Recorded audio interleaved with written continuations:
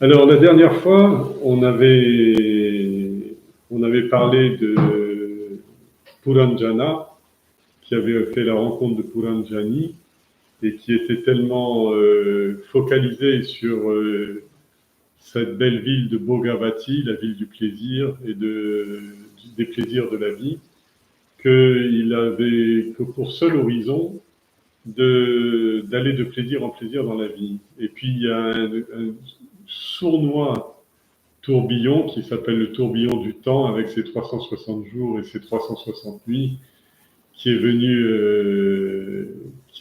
l'attaquer. Il s'en est même pas rendu compte. On vous a bien expliqué comment la vieillesse arrive en rampant et silencieusement, et qu'on ne la reconnaît que quand on se découvre complètement établie et qu'elle a complètement envahi notre espace intérieur. Et finalement, la fin de l'histoire était très triste la dernière fois, parce que à la fin, la mort arrive et la ville de Bhogavati, c'est-à-dire le monde du plaisir, le monde de la joie, tombe en ruine et il n'en reste plus rien, si ce n'est qu'un nom dont on se souvient avec regret. Voilà, ok. On va être un peu plus positif cette fois-ci, mais à peine. Hein. On va vous parler aujourd'hui du retour d'Avignata. Vous vous rappelez au tout début, les amis Avignata, mais on va vous parler de cela. Et pour faire le lien avec l'histoire de la dernière fois, l'histoire commence avec la mort de Puranjani. Alors je lis et on commentera ensuite. Alors qu'il était en train de mourir, les dernières pensées de Puranjana furent pour sa femme, Puranjani. Voilà la raison pour laquelle, dans sa naissance suivante, il est né en tant que femme. Il a pris naissance en tant que fille du roi de Vidarbha. Quand la princesse a grandi, elle est devenue une très belle femme. Et cette Vaidarbi, parce que c'était la fille de Vidarbha, a épousé un célèbre roi qui s'appelait Malayadwaja Pandya. Ce roi de l'empire Pandya était un grand dévot de Narayana. Au fil du temps, ils ont eu et élevé 7 fils et une fille. Quand il est devenu vieux, Malayadwaja Pandya a placé le royaume entre les mains de ses fils et il est allé chercher la paix dans la solitude. Sa femme l'a suivi dans son exil. Elle a quitté ses enfants et le confort du palais pour partir vivre avec lui. Elle était comme la clarté, cette compagne qui suit la lune dans son voyage dans la nuit. Pandya a accompli son austérité en suivant strictement les règles établies par l'Ashtanga Yoga. Il a abandonné son corps après avoir réalisé Brahman. Vaidabhari, sa femme, l'avait servi et s'était occupée de ses besoins vitaux. Elle n'était vêtue que d'écorce d'arbres. Elle avait le corps très émacié à cause de ses austérités et ses cheveux étaient emmêlés et négligés faute de soins. On pouvait comparer la relation qu'elle avait avec son Seigneur à celle de la flamme claire et brillante qui monte d'un feu pur. Lorsqu'elle a découvert que son Seigneur était mort, elle a poussé un cri de douleur et elle a baigné le corps de son défunt mari avec ses larmes. Ensuite, elle est allée rassembler des fagots de bois sur lesquels elle a disposé respectueusement son cadavre. Elle s'apprêtait à y mettre le feu et même à se placer elle-même aux côtés de son mari sur le bûcher funéraire. Mais pendant qu'en pleurant et gémissant, elle se préparait pour ce dernier voyage, un brahman vint soudain l'interrompre. Ce brahman était Avignata, l'ancien compagnon de Puranjana. L'ancien compagnon que Puranjana avait oublié complètement quand il était parti. Et voilà qu'il se tenait en face de la vieille femme et il lui dit « Prenez d'abord le temps de réfléchir aux questions que j'ai à vous poser. Tout d'abord, qui êtes-vous? De qui êtes-vous la femme? Vous pleurez de la mort de cet homme posé sur son bûcher funéraire, mais lui, qui est-il? Essayez de penser à la relation qu'il y a entre vous et lui, qui mérite que vous soyez en train de pleurer autant pour son sort. » Vaidarbi cessa net de pleurer et l'observa avec stupéfaction. Le brahman poursuivit sur un autre registre. Mais mon ami, ne me reconnais-tu donc pas du tout? Souviens-toi qu'il y a longtemps, bien avant que tu t'impliques dans les choses du monde, tu avais un ami qui s'appelait Avignata.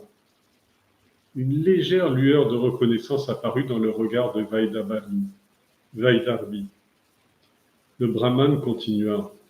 Souviens-toi, à cette époque lointaine, nous étions toujours ensemble. Nous étions des amis très proches. D'ailleurs, on nous appelait les inséparables, comme les oiseaux. Nous étions comme un couple de cygnes qui glissaient côte à côte sur la surface du lac Manassa. Tu m'étais très cher et c'était réciproque. Mais ensuite, tu as renoncé à ma compagnie. Tu étais tiraillé par le désir d'expérimenter les plaisirs des sens et tu t'es éloigné de moi. Tu es donc parti pour la ville aux 9 portes, Bhogavati, le lieu de la gratification des sens de perception, et tu m'as oublié, moi et mon existence. Mais moi, j'ai eu à cœur de continuer à assurer ton bien-être, et je n'ai jamais cessé de penser à toi. Le temps est venu pour moi de réaliser ce que je veux faire depuis longtemps.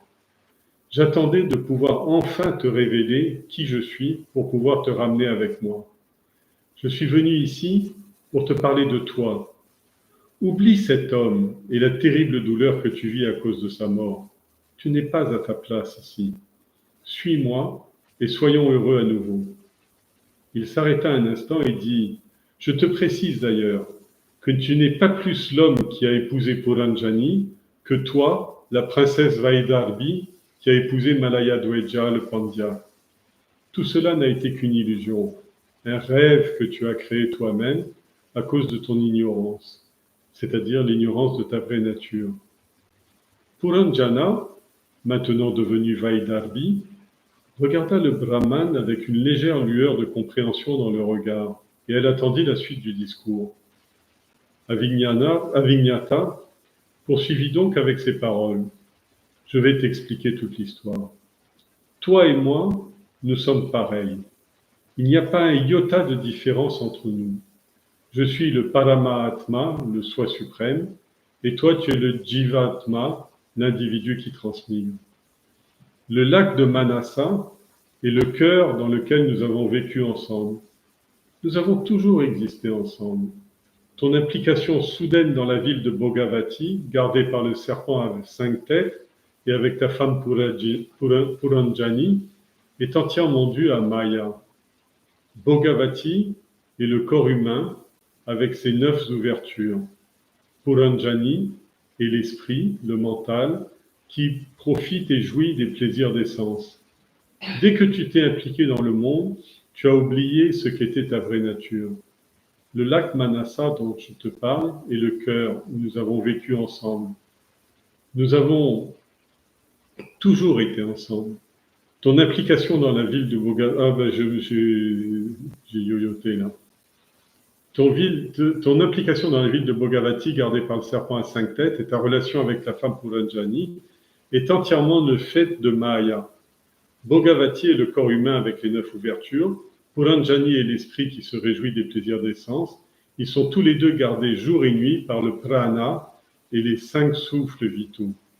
Lorsque tu t'es engagé auprès d'eux, tu as complètement oublié ta véritable nature d'origine divine. Avidya, l'ignorance, t'a entièrement recouvert et ton implication dans les mailles du filet de Maya était dès lors devenue inévitable, tout comme l'attachement, bandha, qui en résulte. Tu es complètement piégé dans le labyrinthe de Maya et c'est le résultat de ton désir originel de t'impliquer personnellement dans les affaires du monde. Plus tu as essayé de le faire, et plus tu t'es enfoncé profondément dans l'océan de samsara. En réalité, tu n'es pas plus Puranjana, le chevalier de Puranjani, que l'épouse du roi Malaya Dweja. Sache qu'Atman n'a ni genre ni lien familial. Tu es plutôt comme mon reflet dans un miroir. Il se trouve que le reflet du miroir s'est effacé à cause de la puissance de recouvrement d'Avarana Shakti, ce voile. Dès lors, tu as eu l'illusion d'appartenir à ton corps. Mais ce corps auquel tu t'identifies a été détruit avec une facilité déconcertante par Chandavega, qui a pour autre nom le temps. Ton corps a d'abord été attaqué par la vieillesse, Jara, et un ensemble de maladies, Prajwara. Désormais, te voilà débarrassé de tous ces fardeaux. Tu avais tout simplement oublié la vérité sur toi-même. Maintenant que le malentendu a pris fin, tu ne fais plus qu'un avec moi. Viens, retournons pour toujours à ce lac sur lequel nous glissions harmonieusement ensemble, le lac de Manasa. Donc voilà l'histoire, qui est un décodage en expliquant que tout est symbolique. C'est pour ça que c'est une parabole, et le sens de la parabole est complètement explicité. Alors on va y aller doucement, parce qu'il y a beaucoup de choses à dire là-dessus, des choses qui sont directement pour comprendre l'histoire, mais je crois que vous avez globalement compris le sens. Et il y a d'autres références qui sont très importantes. Alors qu'il était en train de mourir, les dernières pensées de Puranjana furent pour sa femme Puranjani. Voici la raison pour laquelle, dans sa naissance suivante, il est né en tant que femme. Alors déjà, on va s'arrêter là-dessus, sur la dernière pensée avant la mort. Presque toutes les traditions disent que la dernière pensée, toutes les traditions en tout cas qui parlent, je ne vais pas dire de réincarnation, mais plutôt de métempsychose, on va dire que presque toutes ces traditions disent là, les dernières pensées que vous aurez à la fin de votre vie, c'est là que ira votre destin ou votre prochaine naissance. Et donc, le principe, c'est que, en fait, cette dernière pensée est censée être le résumé de tout le prarabdha, c'est-à-dire que cette dernière pensée à laquelle pense l'homme, c'est-à-dire quand il n'a plus la capacité de discourir, d'analyser, de ressentir et tout, à un moment, la pensée se focalise sur le désir fondamental. Et ce désir fondamental, généralement, c'est lui qui va déterminer la renaissance ou la naissance suivante de l'individu. Quand, comment va avoir cette naissance? Gros point d'interrogation. Je ne peux pas vous le dire. Mais en tout cas, c'est comme ça. Et alors, c'est une croyance qui est commune, qu'on peut accepter ou ne pas accepter. Maintenant, il y a beaucoup de gens qui disent, ben, formidable, on pense à tout, à rien, on s'installe bien dans Bhogavati, on vit la belle vie, on fait un peu n'importe quoi, tout ce qu'on a envie. Puis à la dernière minute, ah, bon Dieu, j'arrive, j'espère que tu as tout préparé. C'est pas comme ça. C'est pas comme ça parce que justement, pour que la pensée soit dernière, soit d'essence divine, il faut qu'elle soit extraordinairement pure. L'intention soit pure et que l'intention soit déjà fortement enracinée dans le cœur de l'individu. Parce que sinon, n'oubliez pas, au moment de la mort, il y a ce qu'on appelle la panique, l'angoisse, la douleur, la perte sensorielle, c'est-à-dire il y a un déboussolement presque complet. Vous vous rappelez la ruine de la cité du corps dans l'épisode précédent, c'est-à-dire les flammes, tout est attaqué, il y a la maladie qui est là, la fièvre qui est là, le bonheur que représente l'épouse a disparu, on ne sait pas comment, les enfants ont disparu, c'est-à-dire toutes les choses mondaines ont disparu, et ce qui reste, c'est un sentiment cataclysmique qui vous a bien fait flipper la dernière fois. Alors, en fait, donc ça c'était juste pour vous expliquer que la naissance par exemple la naissance que l'on a aujourd'hui a été entièrement déterminée par la naissance, par la précédente naissance ou la précédente vie que l'on a eue. On peut dire qu'au cours de sa vie, on est en train d'imprimer le négatif. Le négatif, parce qu'on ne peut pas voir le négatif d'une pellicule photo ou de film. Vous allez me dire, c'est un peu dépassé comme comparaison à l'âge du numérique. Mais cette pellicule, on ne peut pas la lire, mais elle est déjà complètement inscrite. Et quand le révélateur, qu'on appelle le temps, et les expériences et tout, va se mettre en place, va agir, à ce moment-là, ce révélateur de la nouvelle vie, tout le film va se révéler et toute l'histoire va s'écrire. Et donc, au moment de la mort, il y a ce qu'on appelle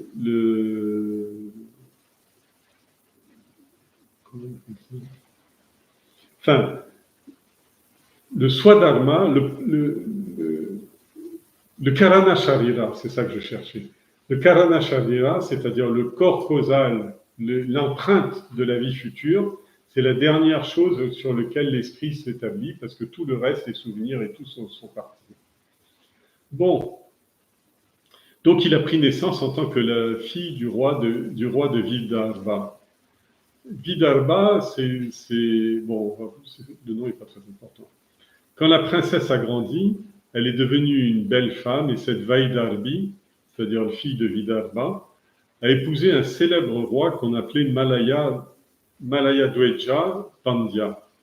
Alors, ce royaume de Malaya, ça a donné la langue le Malayalam.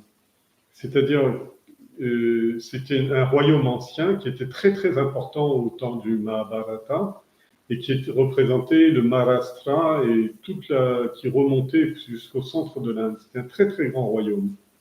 En fait, j'ai fait une petite note dessus en disant Malaya Dweja ou Pandya. Le Mahabharata explique il parle de ce grand royaume, et Pandya était un Raja Rishi, c'est-à-dire un roi, à la fois roi et sage, qui a eu une fille et 7 fils. Il a partagé son royaume entre ses fils, 7 fils voulant dire la création, et la fille étant la contemplation. Et il s'est retiré à Kulachala. Kulachala, ça fait partie des 7 monts sacrés de Bharatavarsha, c'est-à-dire du continent indien, et c'est en fait des collines qui sont Achala, comme Arunachala, ça veut dire Achala veut dire une petite montagne, une colline, en tout cas un lieu immobile, intangible. Kula veut dire l'intangibilité de la succession du clan. Et sa reine l'a suivi. Après une période intense de tapas, il est mort et sa reine l'a beaucoup pleuré. Son fils a pris part à la bataille de Kurukshetra où il a été tué par Ashwatthama. C'est-à-dire que la référence qui est faite dans cette histoire, on est dans une histoire, mais elle est complètement liée avec le Mahabharata, l'histoire du Mahabharata.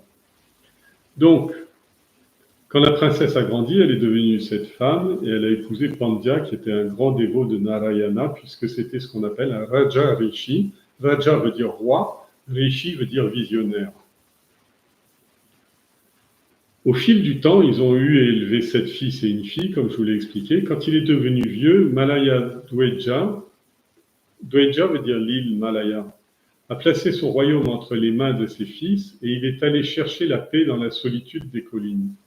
Sa femme l'a suivi dans son exil, c'est-à-dire qu'elle a quitté ses enfants et le confort du palais où elle aurait pu rester pour partir avec lui.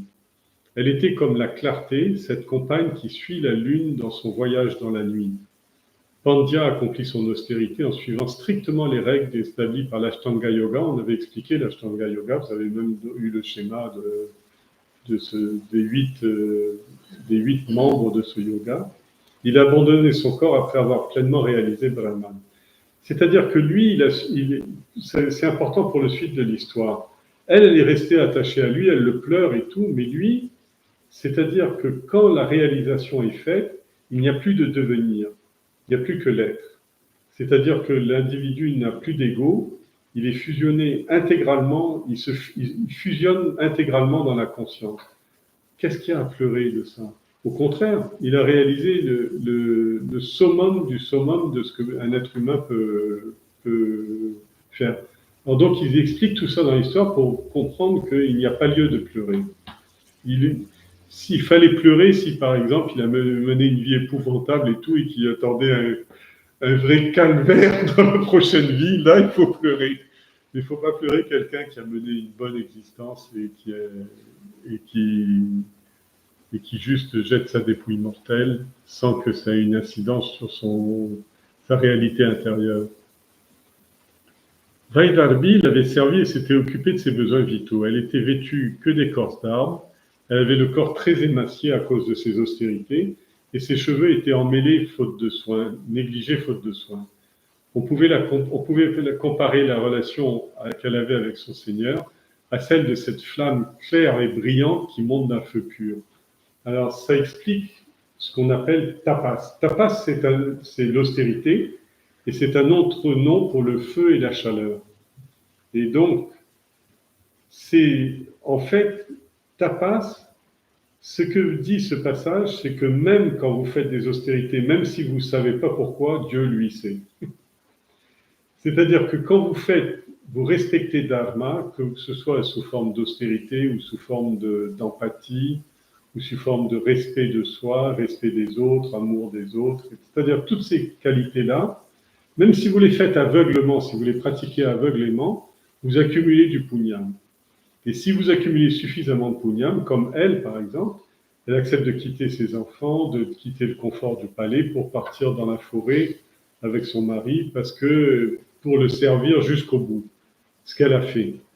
Mais elle pensait, elle, servir son mari, mais en fait, ce qu'elle ne savait pas, c'était elle était en train de vraiment faire sa rédemption.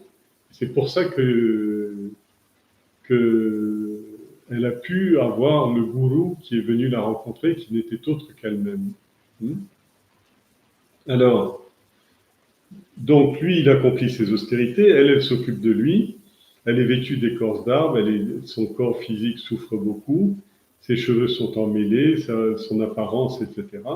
Et la relation qu'elle avait avec son Seigneur, c'était une relation de la femme claire et brillante qui monte d'un feu pur. C'est-à-dire la véritable relation dans un couple, c'est celle-là. C'est-à-dire un feu, quand vous ramassez n'importe quoi dans la cour, vous mettez des vieux bouts de pneus, du bois vert, etc. C'est-à-dire dans la relation, alors il y a beaucoup de fumée, beaucoup d'obscurité, beaucoup de rebondissements, beaucoup d'étouffement, etc., etc. Mais si chacun des membres du couple ne met que du bois pur, c'est-à-dire le bois pur, c'est le bois mort, la symbolique du feu, représente la vie, les expériences de la vie et le corps physique est comparé à un bois. Alors, quand le feu est pur, c'est-à-dire quand on amène dans cette relation non pas tout un ramassis de désirs et de désirs et d'exigences, mais bien plutôt un soutien et un amour inconditionnel, c'est-à-dire donner, donner, donner, donner, donner sans rien attendre en retour. Alors quand c'est ça, alors à l'intérieur de chacun des membres du couple, chacun ressemble à une flamme claire qui brille et qui monte d'un feu pur. C'est formidable, c'est une belle expérience, c'est-à-dire que la relation d'un couple qui fait des enfants, etc., c'est probablement un des plus grands aboutissements de la vie, un des plus grands purushartha, un des plus grands accomplissements de la vie, de construire un foyer avec tout ce que ça comprend et tout. Mais même ça, c'est bien, on navigue dans le sattva-guna, on navigue dans la paix, etc., mais le temps est toujours à l'œuvre, c'est-à-dire que le temps qui nous est imparti, difficilement au-dessus de 100 ans, mais de toute façon, même arrivé à 100 ans, qu'est-ce qu'on fait de ce corps? Il n'y a plus rien à en tirer, il n'y a qu'à le déposer proprement et c'est tout. Alors, mais elle, Vaidarbhi, encore une fois, elle agit bien, elle fait le bien, elle fait beaucoup de bien, elle réussit son couple, à la différence de Puranjana, mais elle ne sait pas ce qui lui arrive. Et lorsqu'elle découvre que son Seigneur est mort, elle dit bien son Seigneur, pas son mari, hein, c'est-à-dire elle le sert et tout, et c'est son horizon. Alors quand son Seigneur est mort, elle a poussé un cri de douleur, et elle a baigné le corps de son défunt mari avec ses larmes. C'est-à-dire, c'est d'où la question qui va venir de Avignata, qui va lui dire, mais sur quoi est-ce que tu pleures? Pourquoi est-ce que tu te fais autant pleurer le destin de ce mari? Alors, elle a poussé des cris de douleur, elle a baigné le corps de son mari de larmes, et puis ensuite, elle s'est fait une raison et elle est allée rassembler des fagots de bois sur lesquels elle a disposé respectueusement son cadavre. C'est-à-dire qu'elle ne se révolte pas non plus, mais elle ne comprend pas, elle est triste, elle se sent seule et tout, mais elle respecte le rituel Et il y a personne autour d'eux. En principe, c'est le fils aîné qui doit brûler le corps de son père. Mais là, il n'y a personne autour d'eux. En principe, jamais une femme fait ça. Mais elle le fait parce qu'elle est dévouée à son mari et puis qu'il n'y a pas d'autre issue. Et elle s'apprêtait à elle se placer elle-même aux côtés de son mari sur le bûcher funéraire. Alors ça, c'est une grande blague de beaucoup de religions, et en Inde notamment, on appelle ça sati, le suicide du conjoint sur le bûcher funéraire de son mari. Et c'est justement, ça s'appelle sati, et ça n'a rien à voir avec l'histoire de Sati qu'on avait déjà vue, hein, et qui n'a rien à voir. Elle s'est jetée par déshonneur, parce qu'on avait déshonoré son mari, c'est-à-dire c'était une réaction au niveau de Bouddhi, c'était pas une réaction au niveau de Manas, d'accord? Mais là, en l'occurrence, elle est en réaction au niveau de Manas, c'est-à-dire elle n'attend plus rien de la vie, et c'est vraiment, elle se prépare à son dernier voyage pour cette existence-là, pas pour la suivante. Mais donc, c'est exactement comme le début du Bhagavatam, quand le roi Parikshit est piqué par le serpent. Il lui reste que 8 jours à vivre. Et là, c'est pareil, c'est-à-dire là, il lui reste plus que 8 jours à vivre. Il lui reste pas 8 jours à vivre, il lui reste peut-être 8 heures ou quelques heures à vivre. Et donc, mais tout est encore possible. Parce que ce qui se joue, ce n'est pas une chaîne d'action-réaction au niveau mondain qui est en jeu, mais c'est une chaîne d'action-réaction au niveau causal. C'est-à-dire que si la purification du corps causal, de Antakarana, le corps causal, le corps intérieur, est suffisamment purifié, à ce moment-là, les choses peuvent se produire en dehors de toute notion du temps. Ce n'est pas des enclenchements du temps où il faudra qu'elles se mettent au pied d'un maître pendant 500 ans, etc., pour pouvoir y arriver. Alors, pleurant et gémissant, elle se préparait pour son dernier voyage lorsqu'un brahman vient soudain l'interrompre. Oui, parce que Avignata, tout d'un coup, on voit que c'est un brahman, c'est-à-dire c'est un fils qui est dans la conscience du divin et qui n'a rien à faire avec le monde. Et ce brahman était Avignata. Vous vous rappelez ce que ça veut dire, Avignata? Dont personne ne connaît le nom, dont personne ne sait rien. En fait, si je vous demande qui êtes-vous vraiment vous allez me dire conscience, sat, sit, ananda, etc. Fréquentez-vous vraiment cette personne? Elle est complètement bloquée dans le fourreau de l'ignorance, de avidya.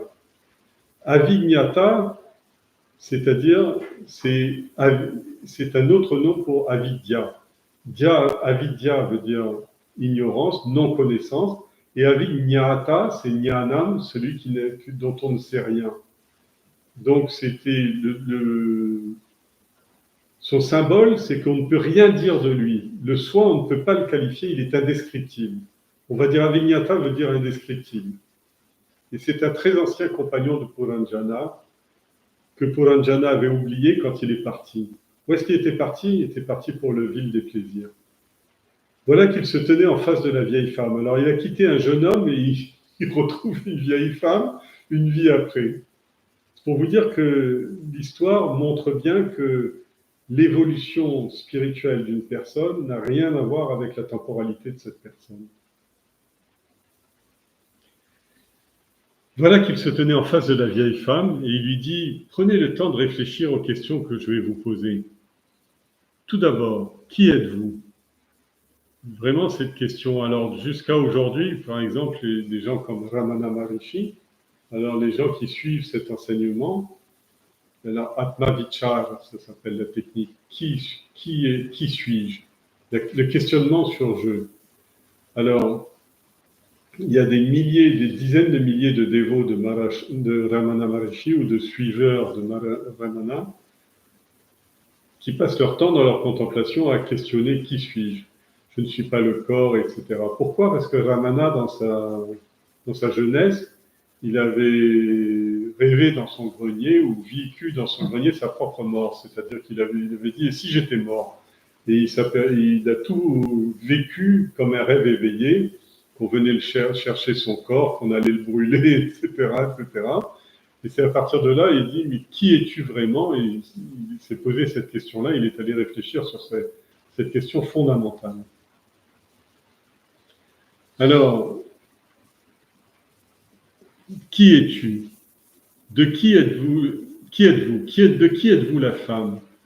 Vraiment, qu'est-ce que ça veut dire vraiment la femme? Elle a été un homme, il a été un homme pour Anjana, elle est une femme.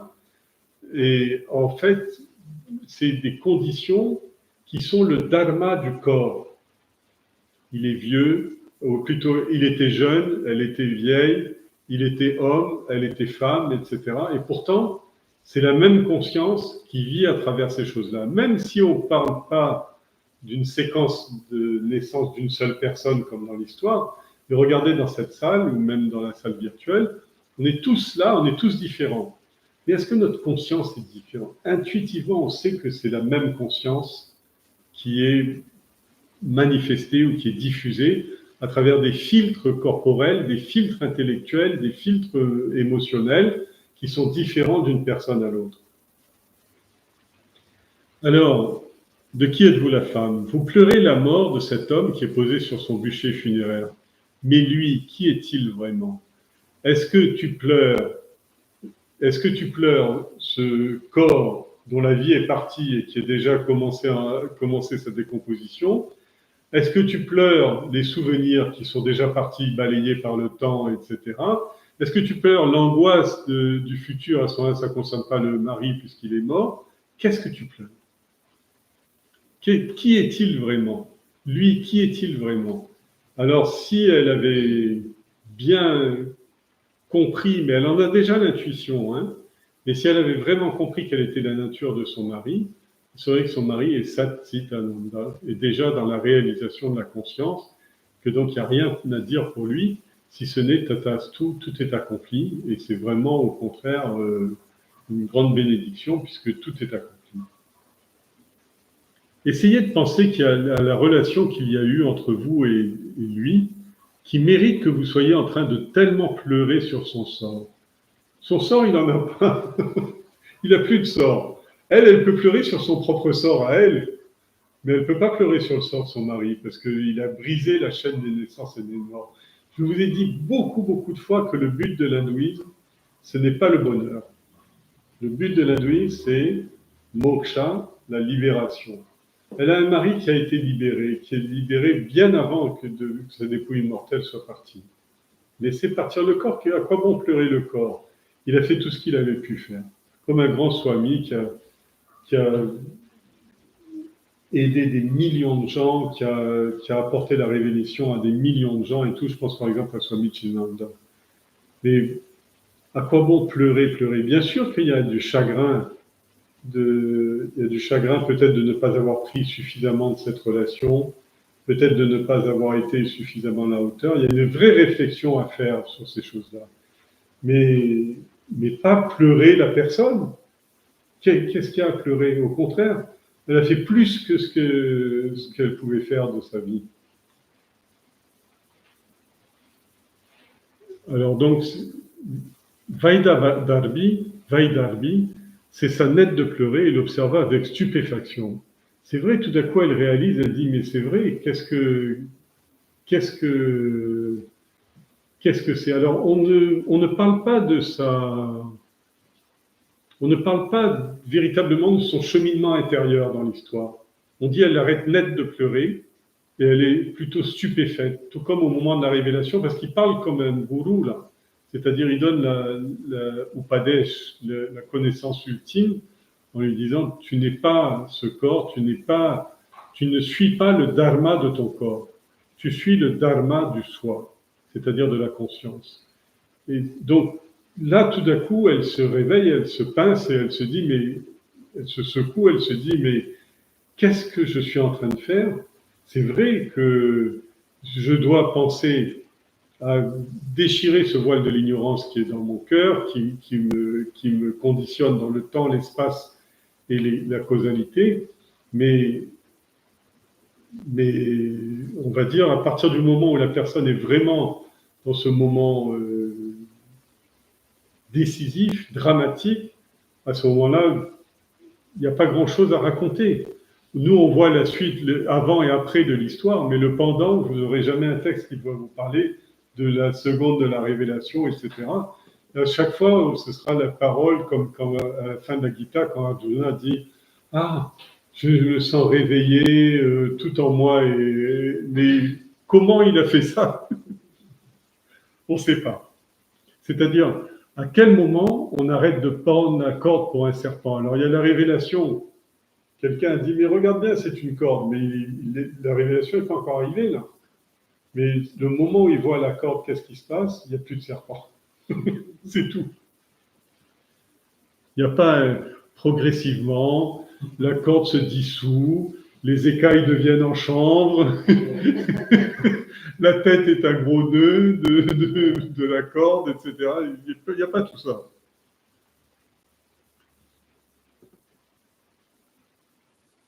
Et là, il change du tout au tout, il parle à son ami et non plus à l'épouse, à la reine. Il dit, mon ami, ne me reconnais-tu donc pas du tout? Souviens-toi, il y a bien longtemps, bien avant que tu t'impliques dans les choses du monde, tu avais un ami qui s'appelait Avignata, indescriptible, dont on ne peut rien dire.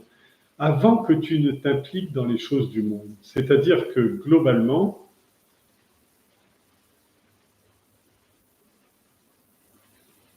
l'ignorance est sans commencement, mais la connaissance était avant. C'est-à-dire la connaissance et l'ignorance à l'éther, on ne va pas rentrer trop dans cette discussion. Tout à l'heure, on va parler un peu de tout ça avec Maya. Mais, mais globalement, ce qu'il est bien en train de dire, c'est que bien avant que tu ne commences ton prarabdha karma ou que tu commences ton cycle des naissances et des morts, bien avant cela, tu étais cette conscience. Et non seulement tu étais cette conscience, mais tu étais cette conscience indifférenciée qui n'était pas seulement une conscience humaine, mais qui était une conscience cosmique. C'est-à-dire, il n'y avait pas un seigneur et il n'y avait pas un petit homme qui était en dehors du bon Dieu et qui essayait de retourner chez le bon Dieu, etc. Ce n'était pas comme ça que ça se passait. C'est-à-dire, tu es l'héritier de cette grande conscience, immense conscience éternelle, et elle est très, très antérieure, elle est antédiluvienne, c'est-à-dire avant même que tu commences ta pérégrination dans la vie. À cette époque, nous étions des amis très proches.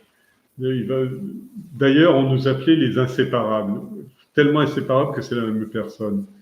Alors, nous étions un couple de cygnes qui glissaient côte à côte sur les surfaces du lac Manassa. Tu m'étais très cher et c'était réciproque. C'est-à-dire que globalement, il fut un temps où la création était déjà faite, mais où l'individu ne s'était pas encore identifié à la création. C'est ça qu'il veut dire quand il dit les deux signes qui glissaient ensemble.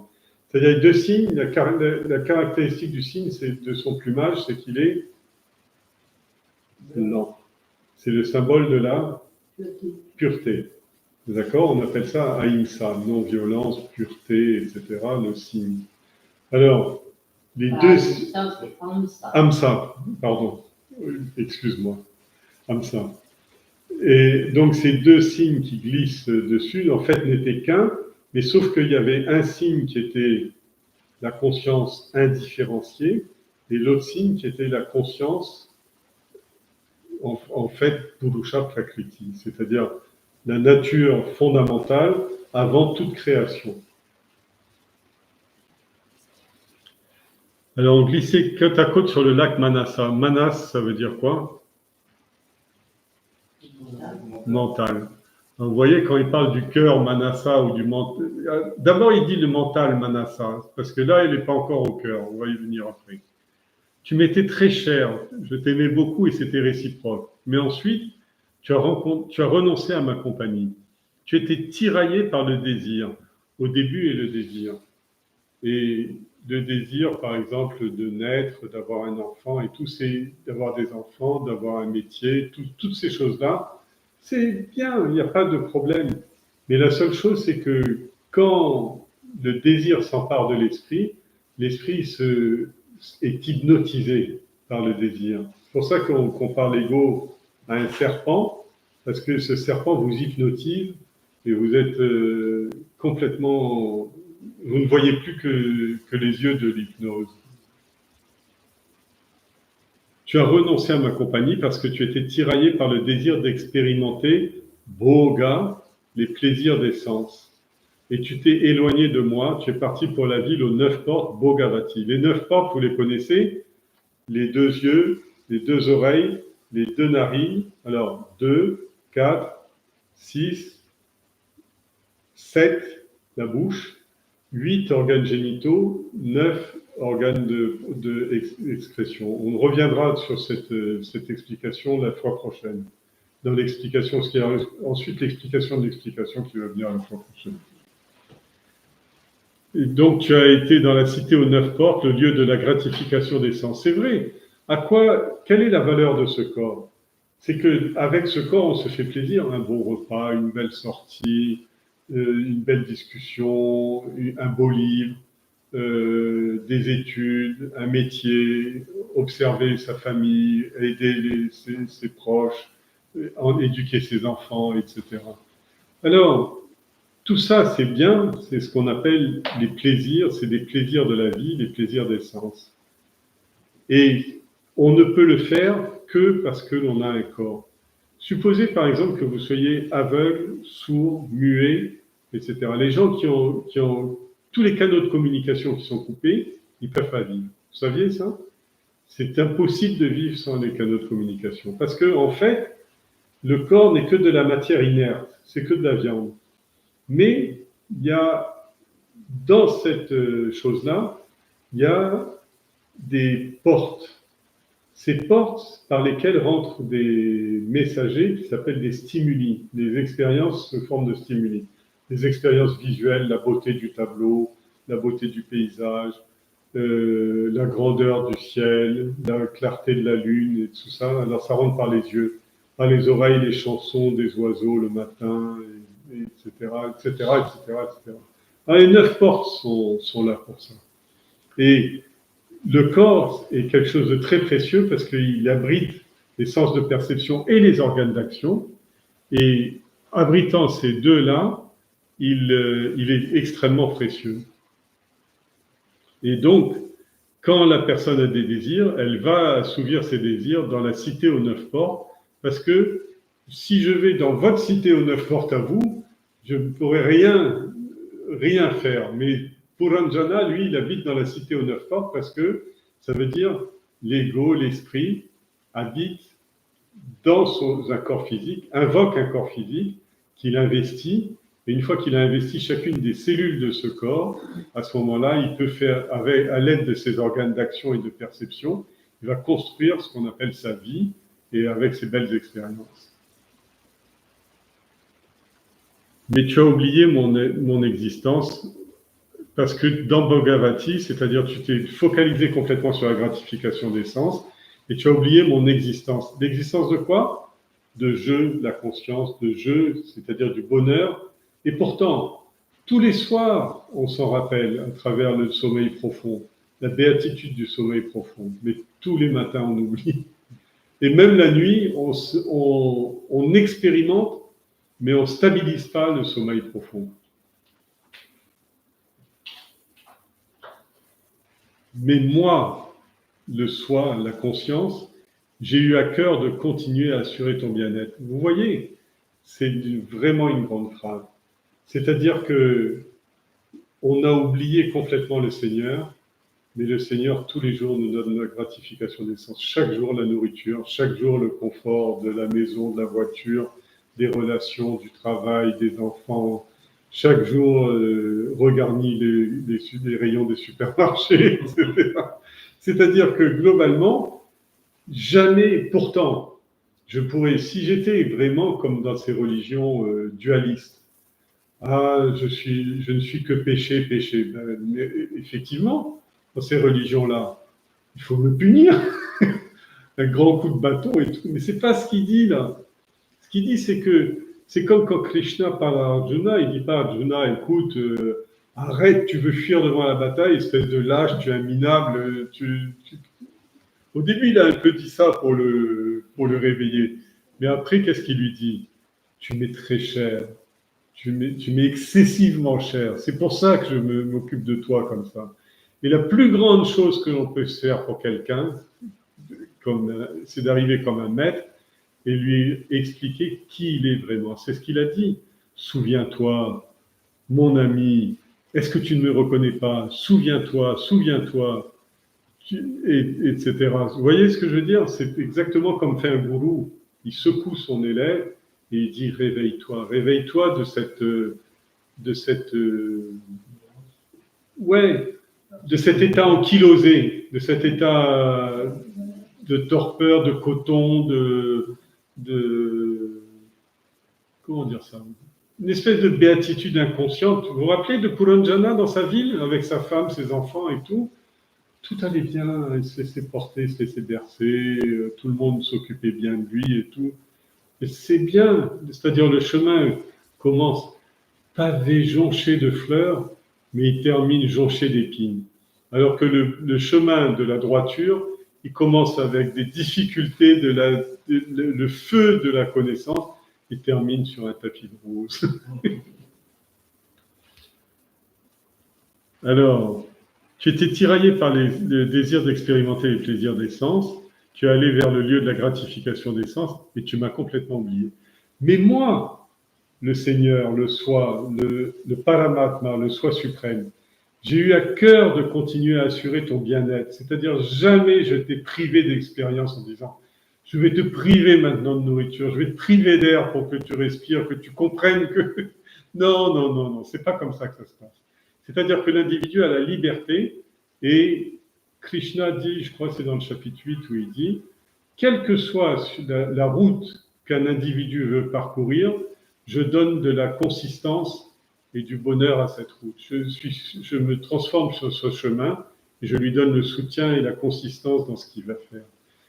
Oui, parce que des grandes choses se font. Les gens qui veulent devenir des grands chirurgiens, qui veulent remettre la paix dans le monde, etc., qui veulent enseigner, qui veulent aider leurs enfants.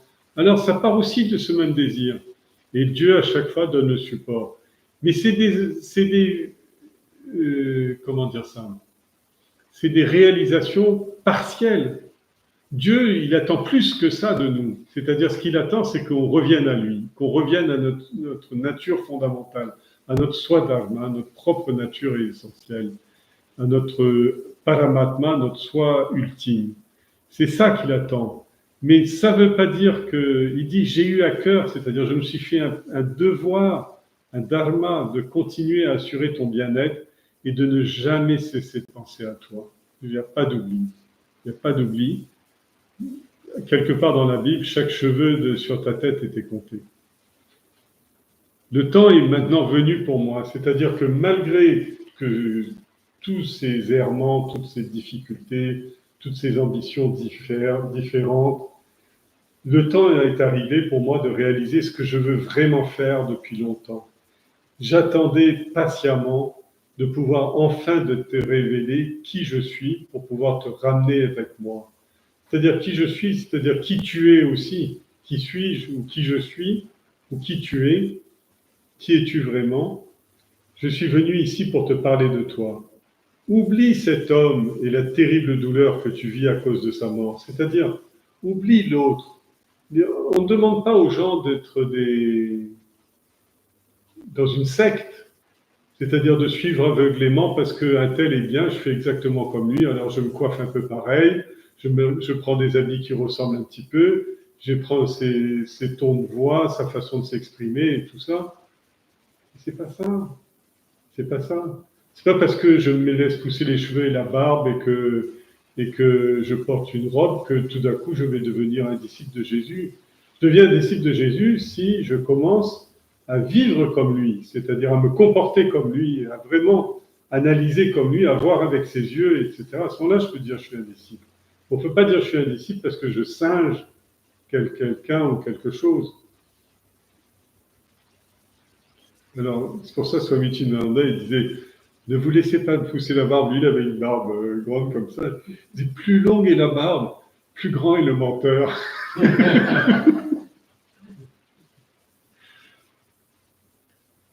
Alors, je te précise que tu n'es pas plus l'homme qui a...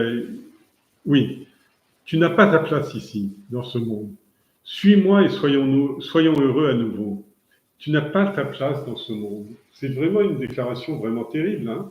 C'est-à-dire, dans ce monde, on a un devoir, puisque le devoir de naissance est dans le monde. Mais ce n'est pas le swadharma de la personne. Je vous répète ce que je vous avais dit, je ne sais pas si j'avais déjà dit ça la dernière fois. Le dharma de l'homme, c'est sa conscience. C'est vignata, avignata. C'est-à-dire, c'est la conscience. Mais il confond son dharma avec le dharma de son corps, le dharma de sa position sociale ou de sa position familiale, le dharma de son genre, homme, femme, etc. C'est-à-dire le fait que son corps soit féminin, masculin, vieux, jeune et tout, le dharma du corps va changer. Et ce qui explique cette parabole, c'est que son dharma d'homme, c'est-à-dire son devoir de réaliser sa nature suprême, ne changera jamais. Que ce soit un homme, une femme, un jeune, un vieux, un chrétien, un musulman, un bouddhiste, un hindouiste, etc. Ça n'a rien à voir. Ce qui est important, c'est de refaire ce retour sur soi, ce retour vers soi-même, ce retour vers la conscience.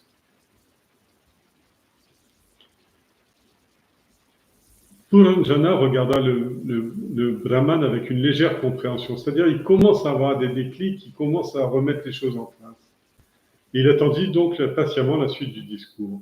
Avignata a poursuivi avec ces paroles. Je vais t'expliquer toute l'histoire. Toi et moi, nous sommes identiques.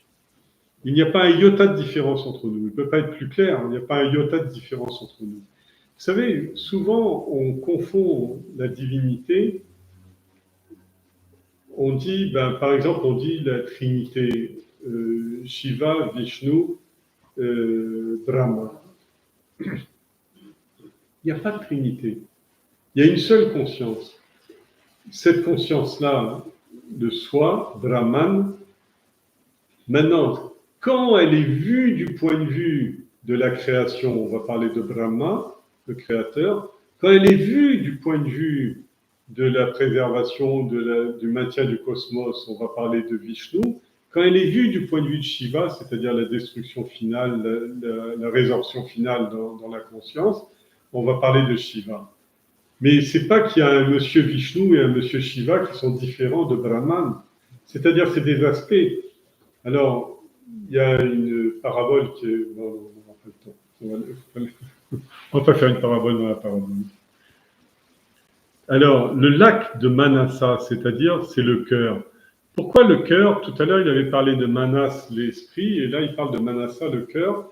Le cœur, je vais toujours expliquer, c'est quand il y a une synthèse entre l'esprit et l'intellect, c'est-à-dire l'émotion et la rationalité. Quand l'émotion a épousé la rationalité intimement, à ce moment-là, on peut dire « je parle avec tout mon cœur ». C'est-à-dire que je n'ai pas mon esprit qui me dit « qu'est-ce que tu fous là ?» et ma raison qui me dit « tu as bien raison d'être là ». Non, c'est de tout son être, quand on est dans une situation ou une appréciation ou une pensée de tout son être, c'est-à-dire avec tout son corps émotionnel et tout son corps rationnel, alors Swami Chinananda dit, là vous êtes dans le cœur de votre personnalité, parce que vous êtes dans l'Advaita, il n'y a plus de dualité, et surtout il n'y a pas de tiraillement interne dans la personnalité. Alors c'est quand vous arrivez à cette synthèse vraiment intéressante qu'on étudie et qu'on travaille dans la méditation, mais qui ensuite doit devenir une constante de la vie de tous les jours, c'est-à-dire les deux signes qui voyagent dans le cœur, c'est l'esprit et l'intellect. Mais c'est pas n'importe qui voyage dans le cœur. Ne voyage dans le cœur qu'un esprit absolument blanc et pur et un intellect absolument blanc et pur. C'est-à-dire quand l'esprit et l'intellect sont vraiment purifiés, n'ont plus ne sont plus du tout sous l'emprise de Rajoguna et de Tamoguna, ni l'un ni l'autre n'est sous Rajoguna et Tamoguna, à ce moment-là, on peut dire les deux voyagent dans ce voyage de la méditation qu'on appelle le cœur.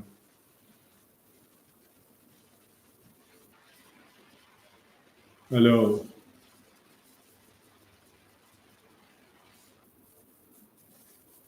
oui, Bhogavati est une cité.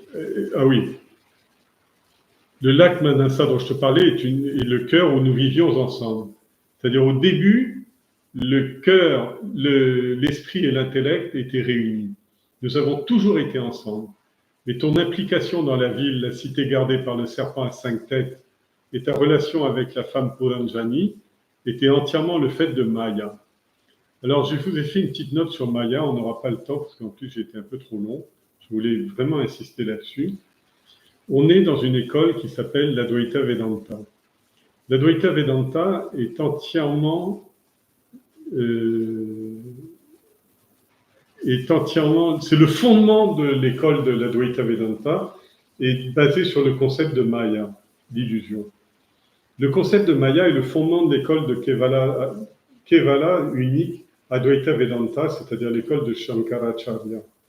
Et le meilleur endroit où c'est expliqué, parce que on a du mal à faire la différence. Rappelez-vous qu'on avait parlé du Sankhya, et même dans la Gita, par exemple, on travaille sur Sankhya Yoga, le yoga de la connaissance. On a du mal à faire la différence entre Sankhya et Vedanta. Mais la Shweta Swatara Upanishad, qui est une des Upanishads majeures, donne toute la base du Vedanta à propos de Maya. Et elle nous dit, Maya est la cause matérielle du monde. C'est-à-dire qu'ils essayent d'aller le plus loin possible dans la création du monde. Et il dit, Maya est la cause matérielle. La cause efficiente étant le Seigneur. C'est-à-dire, c'est le Seigneur qui fait la création du monde, mais il fait l'aspect Seigneur crée le monde, le Seigneur pense le monde, mais il faut qu'il s'appuie sur une matérialité qu'on appelle Maya. Et Maya est la cause matérielle du monde. Elle est la partie non intelligente, c'est-à-dire que la création du monde est faite d'un architecte, surtout les francs-maçons, ils parlent de grand architecte, c'est-à-dire celui qui fait le plan cosmique. Et il travaille sur la matière prima, la matière brute, qui est le principe primitif. Mais Maya n'est pas différent, c'est-à-dire Maya n'est pas conditionné par le temps, l'espace, la causalité, tout ça vient bien après. Mais dans un premier temps, il y a l'intelligence ou la conscience qui se différencie de la matière qui est existence. C'est-à-dire la conscience observe l'existence, si vous voulez. Vous êtes à l'aise avec ça? La conscience observe l'existence. Et Maya, pour vous dire qu'elle n'est pas prise dans le monde, c'est qu'elle n'est qu'un seul guna, qui est le sattva guna. C'est pour ça qu'on demande tellement de se rapprocher du sattva guna, et pourquoi on dit que le sattva guna est la qualité divine principale. Ensuite, la matière va chuter dans Rajo et Tamoguna. Elle est la partie non intelligente du pur sattva et du principe primitif. Elle n'est pas subordonnée aux qualités rajas et tamas. Le monde est considéré comme maya parce qu'il ne peut être accepté comme étant réel ou ayant une existence indépendante. Alors ça, dans le Vedanta, et notamment dans Shankara, le monde n'existe pas, Maya seul existe.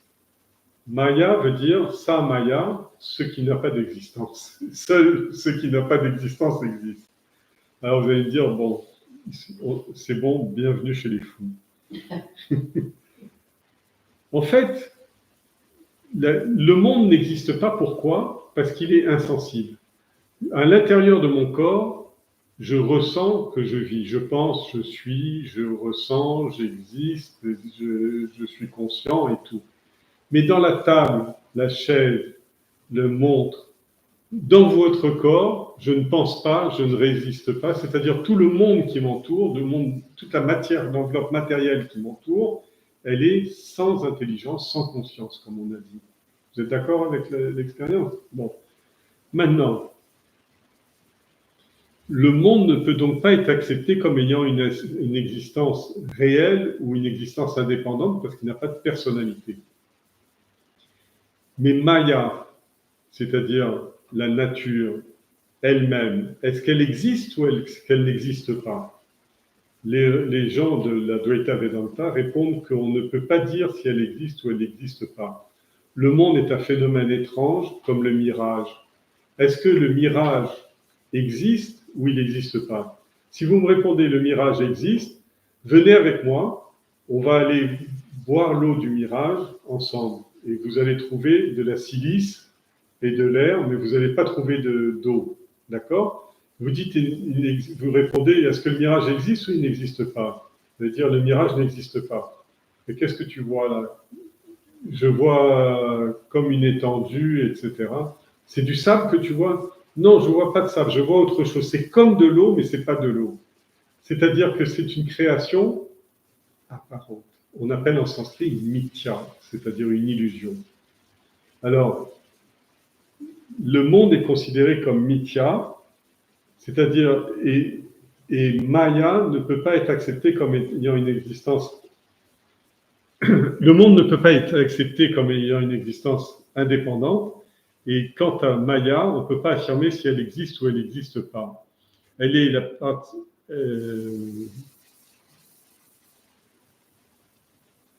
C'est un phénomène étrange, le monde, qui, comme le mirage, ne peut pas être expliqué par aucune loi de la nature. Aucune loi de la nature ne va expliquer le mirage. C'est une interprétation. Elle n'est ni sacre, c'est-à-dire réelle, parce que Brahman est réel, je suis réel, mais elle n'est pas non plus asat, elle n'est pas non plus irréelle. Parce que, par exemple, si je vous dis, présentez-moi l'enfant de la femme stérile, ou allez cueillir la fleur du ciel, ou montrez-moi à quoi ressemblent les cornes du lapin ou du lièvre. Alors, c'est tant d'explications qui expliquent, ça c'est asat. Vous n'avez aucune possibilité de décrire les cornes du lièvre. Mais maintenant, est-ce que vous pouvez me décrire la couleur de la mer? La mer est bleue, ou elle est grise, ou elle est verte, mais généralement elle est bleue. Mais si vous allez vraiment, est-ce que la mer est bleue? Est-ce que le ciel est bleu? Est-ce que la terre est ronde? Alors, il y a tant de choses que nous disent nos sens. Nos sens nous disent la terre est plate, les sens nous disent la mer est bleue, le ciel est bleu, les sens nous disent le soleil se couche. Est-ce que le soleil se couche? Rien de tout ça. C'est-à-dire, on est le monde entier, quand on commence à creuser avec le Vedanta, dans ce qu'on appelle mithya, le monde apparent, il est apparent parce qu'il est perçu par les sens de perception, y compris par l'analyse et tout, mais si on fait une inférence logique, en toute logique, il n'existe pas. Alors, on peut dire, il ne s'agit que d'une illusion. On ne peut pas dire que cette illusion n'existe pas parce que nous sommes conscients de tous ces phénomènes, même si ce n'est que pour une courte période. Et le métier d'illusionniste, c'est le métier du magicien. Les phénomènes que produit un magicien, il sort un lapin du chapeau, il fait apparaître un manguier derrière dans une pièce vide, etc. Alors, les phénomènes produits par le magicien n'existent pas réellement. Il coupe la femme en deux, elle a deux morceaux, mais ça disparaît très vite. C'est-à-dire que dès qu'on réouvre le rideau, la femme est à nouveau entière, le manguier n'est plus là, et le lapin, on retourne le chapeau, il n'y a plus de lapin dans le chapeau. Mais pourtant, on a vu. C'est une expérience qu'on a même gardée en mémoire, qu'on a expérimentée et gardée en mémoire, mais on n'a pas ces choses-là. Alors, le phénomène qu'on appelle l'univers est similaire à celui-là, et on l'imagine comme étant distinct de la conscience. Mais c'est comme l'argent qu'on a vu dans un coquillage, au lieu de la nacre. Il est difficile de concevoir comment l'infini se projette de lui-même dans le fini. Un magicien fait sortir un objet de rien, fait sortir de rien un objet que l'on perçoit et que l'on voit, alors qu'il est inexplicable qu'il soit là. Aucune loi ne peut vous dire une femme a été coupée en deux dans cette boîte et va se recoller en l'espace d'une quantième de seconde. Elle est toujours vivante, elle est coupée en deux. mais elle est toujours vivante et elle va renaître comme par magie, comme par magie. Alors, si vous ne suivez plus les nouvelles, tout ça c'est une discussion que de Swami Shivananda, hein.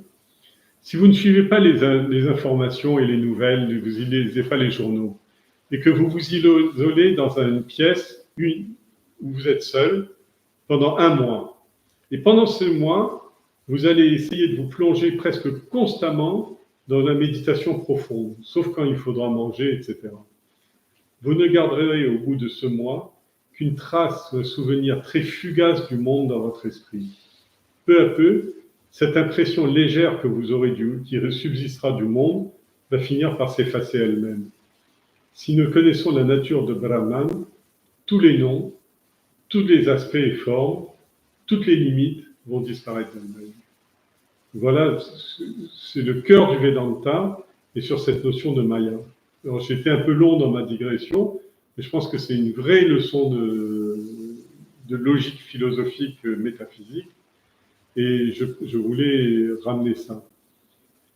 C'est-à-dire que ton implication dans le monde, gardée par les pranas, et ta relation avec la femme Puranjani a été entièrement le fait de Maya, c'est-à-dire elle est apparente, elle est bien réelle, mais elle est bien sensible, perceptible, mais elle n'a aucun fondement, elle ne se fonde sur aucune loi intangible.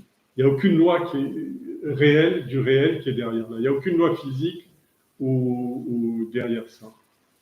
Bhagavati est le corps humain avec ses 9 ouvertures. Puranjani est l'esprit qui se réjouit des plaisirs des sens. Puranjani, hein, l'aspect féminin. Puranjana, c'est l'ego. Ils sont tous les deux gardés jour et nuit par le prana et les 5 souffles vitaux. Oui, jour et nuit, parce que même quand vous dormez, vos cheveux continuent de pousser, votre cœur continue de battre, heureusement pour vous. Le foie continue de la digestion d'un énorme repas que vous avez repris 6 heures avant, etc., etc., etc. C'est-à-dire tout continue de fonctionner, et pourtant, tout continue de fonctionner dans un monde alors que le monde manifesté a été englouti, a disparu. Mais le monde intérieur, lui, il continue, et même ce monde intérieur continue après la mort, parce qu'après la mort, les cheveux continuent de pousser, la barbe continue de pousser, etc. Donc, quelque part, la mort n'est pas un phénomène global unique, c'est un phénomène progressif dans lequel Puranjana, l'ego ou le Jivatma, s'éloigne progressivement d'un corps qui ne lui est plus d'aucune utilité, parce qu'il est usé. Lorsque tu t'es engagé auprès de ce corps, de ces souffles vitaux et de cet esprit qui se réjouit des plaisirs, tu as complètement oublié quelle était ta véritable nature d'origine divine. Avidya, l'ignorance, avidya, vidya, la connaissance, avidya, l'ignorance, tu as complètement recouvert et ton implication dans les mailles du filet de Maya était dès lors devenue inévitable, tout comme l'attachement qui en résulte. Tu es complètement piégé dans ce labyrinthe qui n'existe pas, et c'est le résultat de ton désir originel.